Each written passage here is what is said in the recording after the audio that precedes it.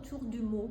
Ça fait maintenant déjà de longues années que je m'intéresse aux mots et ma problématique a changé un petit peu en fonction du contexte, en fonction de l'évolution de la société proprement dite. Puisque au début, ce qui m'intéressait, c'était le mot, le rapport que nous avons avec les mots, l'influence que les mots ont sur notre façon de penser, de voir, d'être tout simplement. Et en fait, ma démarche artistique a vraiment commencé quand j'ai découvert la culture japonaise et l'importance du silence, je veux dire, dans cette culture. Et le mot, bien sûr, c'est un outil de communication, mais moi, ce qui m'intéresse, c'est plutôt ce qui précède le sens, ce qui précède même la communication, c'est-à-dire le silence qui supporte, qui sous-tend les mots que l'on utilise pour vivre, pour communiquer en société. Et donc au début, j'ai commencé à travailler donc avec des ouvrages imprimés, des ouvrages dans différentes langues, mais qui traitaient d'une façon ou d'une autre du mot. Et j'essayais par l'effacement, par le découpage, de mettre un peu à l'écart le sens et essayer de faire ressortir, de faire sentir le silence qui sous-tend les mots. Et puis, eh bien, la technologie a changé. On est passé à l'ère du numérique. Et donc les mots, maintenant, ce qu'on utilise le plus souvent, c'est je parle des mots écrits ou des mots, ce sont surtout les mots qui circulent sur nos écrans, c'est-à-dire des mots qu'on voit certes, mais qu'on ne touche plus puisqu'il n'y a plus le papier, il n'y a plus le support physique. Et donc, j'ai réalisé qu'en fait, ce qui m'intéressait dans le mot, en plus du silence qui précède le sens, c'était surtout la trace, c'est-à-dire la trace écrite, celle que l'on dessine, que l'on trace donc quand on écrit manuellement, ou alors la trace laissée par des outils.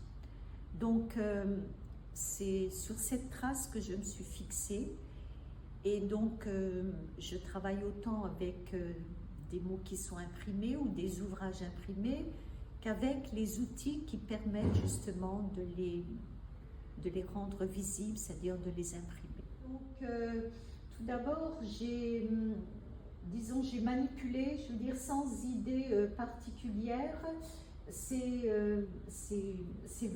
encyclopédies. J'ai donc commencé par les disposer au sol, puisque c'est au sol que je travaille le plus souvent. Différentes formes d'assemblage, donc il me fallait déjà trouver une façon de les unifier. Donc j'ai recherché différents cuirs et puis après il a fallu tester la façon de les recouvrir. Donc la façon de les recouvrir, la façon de créer, de les fermer.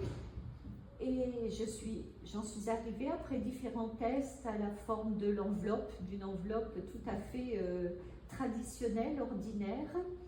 Et l'idée d'enveloppe m'intéressait puisqu'en fait je les mettais sous enveloppe. Donc qui dit sous enveloppe, c'est en général pour adresser le contenu à une personne ou à autrui. Donc j'ai créé ces enveloppes, ça m'a pris plusieurs semaines. Et ensuite, j'ai testé différentes façons de fixer donc ces enveloppes, ce qui m'a pris encore plusieurs jours, voire semaines. Donc l'installation, une fois que j'ai trouvé la façon d'envelopper chaque pièce, eh bien, il a fallu, j'ai testé différentes façons de présenter ce travail. Il y a eu d'abord une présentation sous forme de grande plateforme, plus ou moins ronde au sol. Mais cette présentation était acceptable dans certaines conditions, mais je voulais donner plus de volume. L'encyclopédie a un certain volume, donc je voulais que l'installation en elle-même acquiert un volume un peu plus important. Donc c'est l'idée d'empilement, et c'est en les empilant de façon tout à fait, je veux dire, sans réfléchir, qu'est venue l'idée des lingots. Les lingots, bon, je n'en ai jamais manipulé beaucoup, mais on imagine, on représente toujours les lingots d'or empilés, et cette image vraiment m'a plu parce que, bon, la lettre, je veux dire, et toutes ces connaissances qui sont emmagasinées dans ces encyclopédies, cette somme de savoir qu'on a retravaillé, développé, modifié, a autant de valeur, je veux dire, pour l'être humain que l'or. Et donc, j'ai choisi, finalement, après multiples essais, donc cet empilement. Alors, un petit peu en forme d'escalier, il y a toujours l'escalier, c'est une forme récurrente dans mon travail. C'est toujours l'idée de la connaissance qui se fait par étapes successives, par marche, en franchissant différentes étapes, différentes marches. Donc, voilà, ça a pris finalement plusieurs semaines de travail. Alors, une des pièces que je voudrais souligner, eh bien, c'est celle que l'on a à nos pieds. Donc, cette installation que j'ai nommée Litera Por. Litera, en fait, parce que c'est l'étymologie latine du mot lettre, et puis por, parce que pour la forme de cette installation, je me suis inspirée, bon, de la galerie, certes, parce qu'il y a cette balustrade circulaire au centre de la galerie qui est très présente, qu'il fallait que j'intègre dans mon exposition, mais aussi je me suis inspirée également des aires d'atterrissage des hélicoptères, donc héliport. Et pourquoi? Parce que, bon, ce sont les zones où les hélicoptères atterrissent. Et moi, mon souhait en présentant cette installation, c'est essayer d'attirer donc le regard sur, non pas des lettres, parce qu'en fait là, il n'y a pas de lettres proprement dites, de lettres visibles, mais sur un outil, le caractère d'imprimerie en plomb, qui a largement contribué au développement de la civilisation. Eh bien, ces caractères ont maintenant à 99% disparu de notre environnement.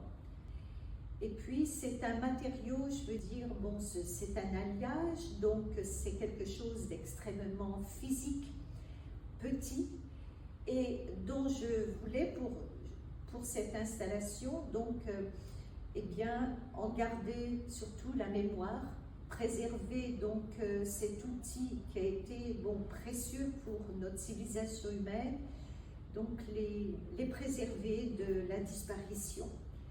Et la première, tout d'abord, mon intention était de les momifier, hein, c'est-à-dire pour essayer de les conserver aussi longtemps que possible. Et donc, j'ai utilisé chaque caractère, en fait, je l'ai inversé, mis tête en bas, et la tête, donc la partie gravée du caractère, n'est plus visible, elle est entourée, précieusement conservée, avec un ruban auto-amalgamant que j'ai entouré et qui a abouti à la réalisation de ces petites montagnes, de ces petites formes. Pour beaucoup de personnes, enfin pour certaines personnes, ça ressemble à des petits stupas. Je n'avais vraiment pas pensé à cette ressemblance, mais j'aime beaucoup la comparaison, car dans des stupas, on conserve, ce sont des constructions pour préserver, garder des reliques. En fait, moi, mes petits caractères, ce sont des sortes de reliques. Bon, il y en a ici 180. Le nombre n'a pas une signification particulière. J'étais partie avec une installation carrée de 100 pièces que j'ai voulu agrandir en relation donc avec l'aire d'atterrissage. Et c'est un peu l'installation globale, c'est une sorte de croix, hein, un petit peu rétrécie.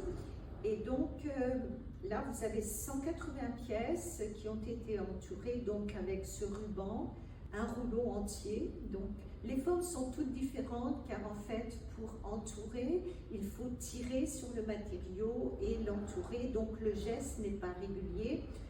Et puis suivant la température, suivant le degré d'humidité, eh bien le matériau réagit différemment, d'où des formes qui sont parfois ramassées, parfois plus étirées. Et ce qui m'intéresse, bon, je travaille beaucoup sur la répétition, mais c'est toujours répétition avec une certaine différence, car c'est ce qui permet, ces légères différences, justement, contribue à retenir le regard, à retenir notre attention, et donc attirer le regard sur ces petites... bon, il faut savoir bien sûr que ce sont des caractères quand on n'en a jamais manipulé, mais donc attirer le regard sur ce qui a permis de laisser tant de traces. Alors, architecture, c'est un mot qui a été créé, bien sûr. Ce n'est pas moi qui l'ai créé, c'est le philosophe, écrivain qui a rédigé ce très beau texte pour introduire mon exposition au public. C'est un mot qu'il a créé, m'a-t-il dit, lors d'une écriture, lorsqu'il travaillait sur un texte, avant même d'avoir rencontré mon travail. Mais quand il a commencé à rédiger le texte pour cette exposition, eh bien spontanément, ce nouveau mot, donc, ce mot qu'il a lui-même créé, lui est revenu à l'esprit. Et quand j'ai lu son texte, quand il m'a soumis le texte, ce mot m'a vraiment interpellée. Car, bien sûr, il est ouvert à multiples interprétations, mais c'est d'abord architecture, et puis, bon, texture. Donc, en fait, mon travail, bon, je suis plasticienne, mais je suis très sensible à l'environnement architectural, et donc, qu'il utilise ce mot pour mon travail m'a beaucoup plu. Et le deuxième mot qui compose ce mot, donc, texture, quand dans tous les travaux que je réalise, je suis très attentive aux matériaux que j'utilise, à ses qualités sensibles, tactiles, donc aux textures. Et puis bien sûr, texture, je veux dire, c'est aussi un terme qu'on utilise dans l'écriture pour parler de certaines divisions, compositions, etc. Donc il y avait un lien, texture c'est aussi le texte, donc un lien très étroit avec le texte. Donc qui dit texte dit mots, dit lettres et traces. Et donc il y avait dans ces deux mots accolés, ou cette composition, je veux dire, beaucoup de choses qui résonnaient très bien pour moi. Donc, j'ai retenu d'emblée, spontanément, ce mot pour dénommer l'exposition dans sa totalité.